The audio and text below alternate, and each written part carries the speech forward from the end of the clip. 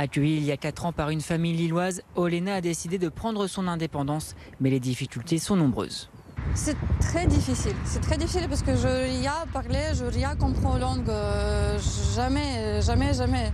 Elle a pu trouver un travail en tant que couturière à Comines. Sa mère et sa grand-mère sont restées dans sa ville natale à 80 km du front.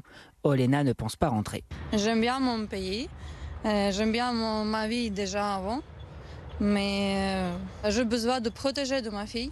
Elle a 13 ans maintenant.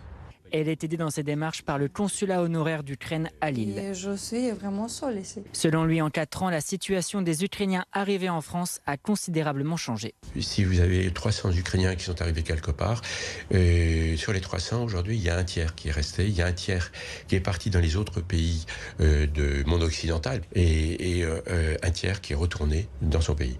Face à une guerre qui dure, il le dit, les Français s'éloignent de l'Ukraine, un constat partagé par les associations. Bien sûr, la quantité de dons elle a un peu diminué par rapport à 2022, au début de la guerre, mais on a rempli un camion complet avec 2 autres associations de Nord-Pas-de-Calais qui est parti samedi dernier aussi en direction de l'Ukraine. Voilà, c'est que ça continue et il faut que ça continue. Elle récolte dans la métropole lilloise des vêtements, des couches et des denrées alimentaires.